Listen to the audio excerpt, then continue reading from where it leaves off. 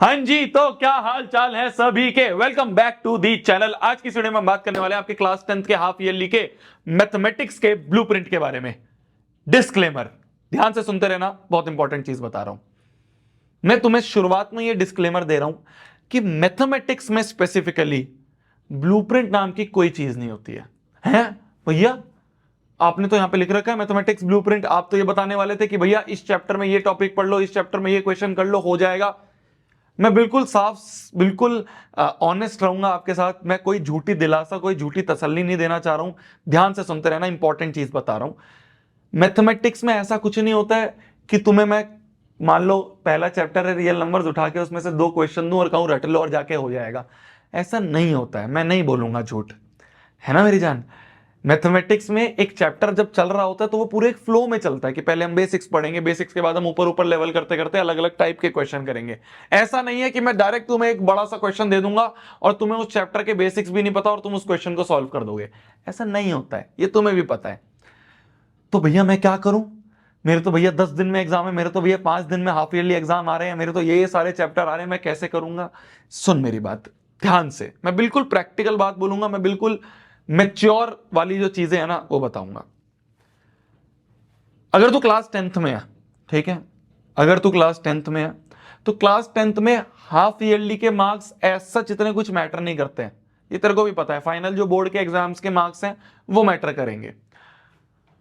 तो rather than हम ये सोचें कि अगर हमारे 5 चैप्टर आ रहे हैं और मैं ये सोचूं कि इन 5 में से पांचों चैप्टर मेरे कंप्लीट हो जाने चाहिए हाफ ईयरली में जाने से पहले, और अभी मेरे 0 चैप्टर हो रखे हैं, तो ये हाइपोथेटिकल सोच मत रखो, ठीक है। ये हाइपोथेटिकल सोच मत रखो, क्योंकि ऐसा नहीं है कि तुम जल्दबाजी में कुछ कुछ कर लोगे और सारे क्वेश्चंस हो जाएंगे। ऐसा नहीं होता है। मैं बिल्कुल प्रैक्टिकल बात बता रहा हूं तुम्हें आज। मैं तुम्हें यह बोलना चाह रहा हूं, मान लो तुम्हारे 6 चैप्टर आ रहे हैं, ठीक है। फॉर एग्जाम्पल तुम्हारे 6 चैप्टर आ रहे हैं और उन 6 चैप्टर्स में से तुम्हारे मान लो 2 चैप्टर तो हो रखे हैं, बच गए तुम्हारे अब 4 चैप्टर। ध्यान से देखना मेरी जान, ध्यान से देखना मेरी जान, बच गए तुम्हारे ये 4 चैप्टर। अब इन 4 चैप्टर को कैसे करना है वो मैं तुम्हें बताता हूं। बिल्कुल भी ना ये चीज मत करना कि मैं ऊपर ऊपर से देख के चला जाऊंगा भैया, ऊपर ऊपर से देख के चली जाऊंगी भैया और जाके कुछ ना कुछ तो लिखाऊंगी। लैंग्वेज पेपर नहीं है कि कुछ ना कुछ लिखने पे नंबर मिल जाएंगे। क्वेश्चन सही से अप्रोच करोगे, सही स्टेप्स लिखोगे, तभी आंसर मिलते हैं, तभी नंबर मिलते हैं मैथमेटिक्स में। तो इसलिए 2 चैप्टर हो रखे हैं, इन्हें तो कवर कर लो, इन्हें तो पक्के कर लो। जो बचे हुए 4 चैप्टर है, मैं तुम्हें बिल्कुल प्रैक्टिकल बात बता रहा हूं, मैं फिर बोल रहा हूं, ये चीजें कोई नहीं बताएगा। सब ये बोलेंगे कि अच्छा 4 चैप्टर बचे हैं, ये कर लो, ये कर लो, ये कर लो और सारा पढ़ के चले जाओ। मैं ये बोल रहा हूं इन 4 चैप्टर्स में ये देखो कौन से सबसे ज्यादा वेटेज वाले हैं। सबसे ज्यादा वेटेज वाले कौन से चैप्टर हैं जो कि इन 4 चैप्टर्स में से तुम्हारे बचे हुए हैं, उन्हें कवर कर लो। हो सकता है सिर्फ वो 2 ही चैप्टर हो सकता है वो सिर्फ 2 ही चैप्टर हो, समझ पा रहे हो मेरी बात को? हो सकता है सिर्फ वो 2 ही चैप्टर हो, तो बस वो 2 ही कर लो भैया। जो 2 बच गए वो छोड़ दो ना, कोई बात नहीं। अरे 100/100 तेरे को बोर्ड्स में लेके आने हैं, इसमें थोड़े कम भी रह जाएंगे तो कोई दिक्कत नहीं है। ये हाफ ईयरली एग्जाम तेरा एक तरह से रिव्यू एग्जाम है, एक तरह से तू ये मान ले एक प्रोग्रेस ट्रैकिंग एग्जाम है या फिर एक प्रोग्रेस टेस्ट है। ये एक तरह का तेरे लिए ऐसा टेस्ट होना चाहिए कि इसको देने के बाद तू चीजों को एनालाइज करे, तू चीजों को एनालाइज करे। क्या मेरी बात समझ में आ रही है? भाई 2 चैप्टर तेरे हो रखे हैं, बाकी 4 में से 2 और तूने कर लिए जिसका वेटेज बहुत ज्यादा है। ये कैसे करना है अभी बताऊंगा। तो तेरे टोटल 4 चैप्टर हो गए। अब तू ये सोच कि मैंने तो भाई 4 कर रखे थे चैप्टर, इन 4 चैप्टर्स के कौन कौन से क्वेश्चन मेरे से हो गए। जो 2 चैप्टर तेरे छूट गए ना उन्हें भूल जा, सोच वो तेरे एग्जाम में है ही नहीं, वो सोच तेरे एग्जाम के लिए है ही नहीं। तेरे एग्जाम के लिए सिर्फ 4 चैप्टर्स हैं। अब तू ये एनालाइज कर कि क्या उन 4 चैप्टर्स के सारे क्वेश्चन तेरे से हो गए थे। क्या उन 4 चैप्टर्स के वो 4 चैप्टर्स जो तेरे पक्के चैप्टर्स थे, क्या उसके तूने सारे क्वेश्चंस कर लिए? क्या उसके सारे क्वेश्चंस कर पाया? नहीं कर पाया तो क्या रीजन था? उस रीजन को आइडेंटिफाई करो, उस पर वर्क करो। एंड गोल हमारा फाइनल एग्जाम है, फाइनल बोर्ड एग्जाम है। क्या मेरी बात समझ में आ रही है? ये छोटे मोटे बीच के जो एग्जाम्स आ रहे हैं ये तुम्हारे एक तरह से रेगुलर प्रोग्रेस टेस्ट होने चाहिए। कि जिससे तुम्हें पता चलते रहे कि हाँ भाई मेरी क्या प्रोग्रेस चल रही है। हाफ ईयरली कुछ बच्चे ऐसे होते हैं छोड़ देते हैं, छोड़ना नहीं है, चाहे एक ही चैप्टर आता है पर करके जरूर आना है, अटेम्प्ट जरूर जाके करना है। क्या मेरी बात समझ में आ रही है? मैं बिल्कुल तुम्हें वो चीज बता रहा हूं जो शायद कोई और नहीं बताएगा। मैं ये कह रहा हूं जितना आता है उतने में बेस्ट दे के आओ और उसको एनालाइज करो कि भाई अगर मेरे इतने चैप्टर पक्के थे तो क्या उसके सारे क्वेश्चन में करके आ पाया, करके आ पाई? अगर करके आ पाया बहुत बढ़िया, अब जो बाकी के चैप्टर है कवर कर ले, अभी टाइम है फाइनल एग्जाम में। और मान लो इन 4 चैप्टर्स में से ही जो तुम्हारे पक्के चैप्टर्स थे इन्हीं में ही तुम अटक गए, मतलब तुम्हारी प्रिपरेशन सही नहीं चल रही है, मतलब प्रिपरेशन में तुम्हें अभी और ज्यादा मेहनत की जरूरत है। ठीक है मेरी जान? अब तुम ये कहोगे कि भैया ये जो रिमेनिंग आपने बोला है कि मैक्सिमम वेटेज वाले रिमेनिंग 2 चैप्टर्स हैं मान लो, ठीक है, ये एनालिसिस तुम्हें खुद करना पड़ेगा क्योंकि हाफ ईयरली का जो सिलेबस होता है वो हर एक स्कूल का अलग अलग सिलेबस होता है। तो ये आपको खुद देखना पड़ेगा कि कौन से मैक्सिमम वेटेज वाले चैप्टर हैं जो बच गए हैं। अब वो बचे हुए चैप्टर्स कैसे करें भैया, ये जो मैक्सिमम वेटेज वाले हैं कैसे करें? अगर आप आरंभ बैच में हो, ठीक है, अगर आप आरंभ बैच में हो तो आपको कहीं नहीं जाना।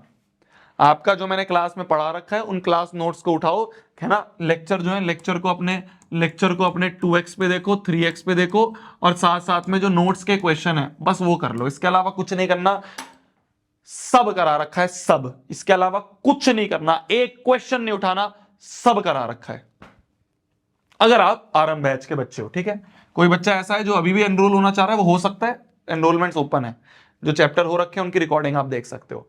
अगर अगर अगर आप आरंभ बैच के नहीं हो, आप यूट्यूब से पढ़ते हो, कहीं और से पढ़ते हो, तो मेरा ये सजेशन रहेगा कि यूट्यूब पे जो वन शॉट है ना, पहले तो उस वन शॉट को 2x पे देख लो, उस वन शॉट को 2x पे देख लो। इसके साथ साथ उस वन शॉट पे मेरे चैनल पे जा सकते हो तो मैथ्स बाय शोभित निर्वाण पे उस पे दिख जाएंगे। इसके साथ साथ क्वेश्चंस प्रैक्टिस के लिए पहली प्रायोरिटी है तुम्हारी एनसीईआरटी के क्वेश्चंस और दूसरी प्रायोरिटी होती है तुम्हारी आरडी के क्वेश्चंस, है ना। ये एनसीईआरटी आरडी के क्वेश्चन मैं ऑलरेडी आरंभ बैच में करवाता हूं, इसलिए मैं बोल रहा था कोई और क्वेश्चन करने की जरूरत नहीं है क्योंकि मैंने ऑलरेडी सब चीज छाट छूट के यहां कर रखी है। पर अगर तुम YouTube से पढ़ रहे हो तो थोड़ी सी डिफिकल्टी आ सकती है, पहले तुम YouTube के वन शॉट देखोगे, फिर एनसीईआरटी के सारे क्वेश्चंस हो जाने चाहिए तुमसे, और आरडी के कुछ सिलेक्टिव क्वेश्चंस तुम एक बार करके जाओ। इतना भी कर लोगे तो भी बहुत है, वन शॉट और एनसीईआरटी भी कर लोगे तो भी बहुत है अभी टाइम बिंग के लिए। तुम कहोगे भैया 4-5 दिन बचे हैं, आरडी कैसे कर लूंगा? तो अगर आरडी भी नहीं कर रहे हो, खाली इतना भी कर रहे हो, तो भी मेरे हिसाब से तुम एक डिसेंट क्या कहते हैं स्कोर लेके आ जाओगे अपने हाफ ईयरली में। ये सब हो गई हाफ ईयरली की बात। अब बात सुन ध्यान से, अगर अभी तक सीरियस नहीं हुआ है ना तो सीरियस हो जा। ये हाफ ईयरली तेरा एक तरह से आई ओपनर होना चाहिए, एक तरह से घंटी बज जानी चाहिए कि भाई टाइम आ चुका है, अगस्त निकल चुका है, वो भी ऑलमोस्ट आधा हो गया है खत्म, सितंबर आने वाला है, सितंबर, अक्टूबर, नवंबर, दिसंबर, बस ये 4 महीने हैं।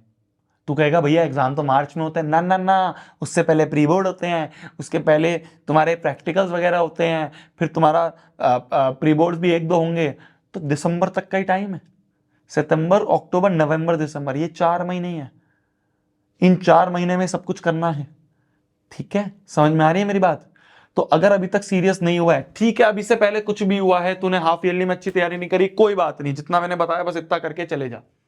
पर एक बार पेपर देके आ जाए, एक बार तेरा हाफ ईयरली खत्म हो जाए तो सीरियस हो जाइयो मेरी जान, सीरियस हो जाइयो, क्योंकि मेहनत हर एक बच्चा कर रहा है। ठीक है, मेहनत हर एक बच्चा कर रहा है, आरंभ बैच में हर एक बच्चा मेहनत कर रहा है। मुझे मेल आती है, मुझे पता है, बच्चे कहते हैं भैया ये सवाल मैंने उस बुक से कर रहा हूं, ये सवाल मैं उस क्वेश्चन बैंक से कर रहा हूं, ये सवाल मैं भैया प्रीवियस ईयर से उठाया है। मतलब आसपास वाले सारे बच्चे तेरे मेहनत कर रहे हैं, तेरे को भी करना पड़ेगा वरना तू पीछे रह जाएगा। समझ रहा है मेरी जान? तो हाफ ईयरली एक तरह की तेरी घंटी है कि अब मेहनत करना शुरू कर दे। इससे पहले जो हुआ ठीक है, अब आगे जो है हमें सीरियस हो जाना है क्योंकि मात्र 4 महीने बचे हैं। ठीक है, तो ये वीडियो मैं हाफ ईयरली सेंट्रिक नहीं बनाना चाह रहा था, मैं तुम्हें यह बताना चाह रहा था कि इस समय पे तुम्हारा सोचने का तरीका क्या होना चाहिए। हाफ ईयरली एज सच इतना बड़ा कोई तुम्हारा रोल प्ले नहीं करता है, फाइनल वाले जो एग्जाम है वो रोल प्ले करते हैं। ठीक है, तो हाफ ईयरली को इंपॉर्टेंस देना है, देख के आना है, उससे सीखना है गलतियां क्या कर रहे हैं, और उन गलतियों को सीख के आगे रिपीट नहीं करना है। फाइनल बोर्ड एग्जाम में वो गलतियां नहीं होनी चाहिए। ये महत्व होता है हाफ ईयरली और प्री बोर्ड्स वगैरह का, कि तुम्हें गलतियां पता चल जाती हैं। तुम ये जो एनालिसिस करोगे जब बैठ के, तब तुम्हें पता चलेगा कि तुम किस लेवल पे स्टैंड करते हो। और ये करना बहुत जरूरी है। बच्चे क्या करते हैं, पेपर दे के आए, पेपर फाड़ दिया, उड़ा दिया।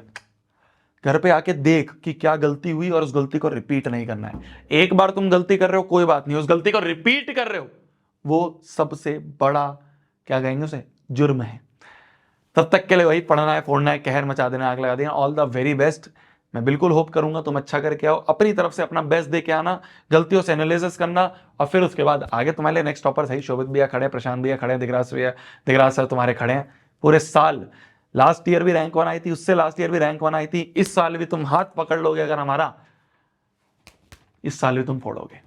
ठीक है, गुड नाइट, टेक केयर, खाना खा लो आप भी, मैं भी खाना खा लेता हूँ। Bye bye bye bye.